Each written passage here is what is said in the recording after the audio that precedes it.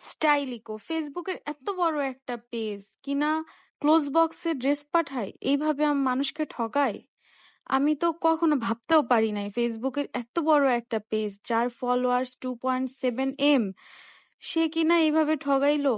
আর আমিও ঠকে গেলাম। আমি আজ গত 5 বছর যাবত অনলাইন থেকে ড্রেস কিনি, কিন্তু এমন কখনো কোনো ড্রেস হয় না যেটা আমি ডেলিভারি ম্যানের সামনে চেক করে নেই নাই। কিন্তু এইটা আমি ওনার সাথে গত আধা ঘন্টা ধরে তর্ক করলাম যে না ভাইয়া, আমি সবসময় এরকম স্টাইলিকো থেকেও বহুত বানিয়েছি, কিন্তু আমার কখনো এরকম ক্লোজ বক্সে দেয় নাই। আমি এটা চেক করে না নিয়ে কিভাবে নিব? সে বলে না আপু, এটা রিফান্ড হবে না যদি আপনি এটা চেক করে নেন। আপনি যদি চেক করেন তাহলে আমার উপর এটার জরিমানা পড়বে, আমি এটা পারবো না চেক করতে, আপনি যদি নেন তাহলে এইভাবেই নিয়ে নেন। আর স্টাইলিকো যখন এত বড় একটা ফেসবুক পেজ, আমরা সবাই এর থেকে কম বেশি অনেক কেনাকাটা করি, কিন্তু এই গত রমজানে, মানে এই বছর রমজানে স্টাইলিকোর নামে অনেক খারাপ খারাপ কথা ছড়াইলো। তারা নাকি ভুল ড্রেস দেয়, মিথ্যা ড্রেস দেয়, পাকিস্তানি বলে ইন্ডিয়ান ড্রেস ধরায় দেয়।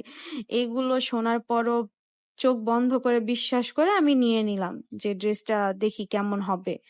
2,000 টাকা, কম টাকা না কিন্তু। জন্যই হয়তো তারা এখন ক্লোজ বক্সে ড্রেস দেওয়া শুরু করছে, কিন্তু ক্লোজ বক্সে ড্রেস দিলে আমরা তো চেক করতে পারি না, আমাদেরকে ডেলিভারি ম্যান চেক করতে দেয় না। এটা যদি এখন ডিফেক্ট হয় আমরা তাও চেঞ্জ করে নিতে পারবো না, তার কারণ তারা মানে একবার কাজ চলে গেলে এটা চেঞ্জ করার কোনো অপশন নাই।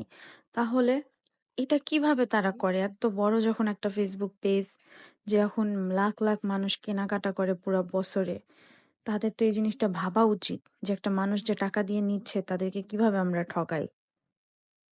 বাট আমি ঠগি নাই, আলহামদুলিল্লাহ, কারণ আমার ড্রেসটা অনেক সুন্দর ছিল, পার্টি কটন ছিল।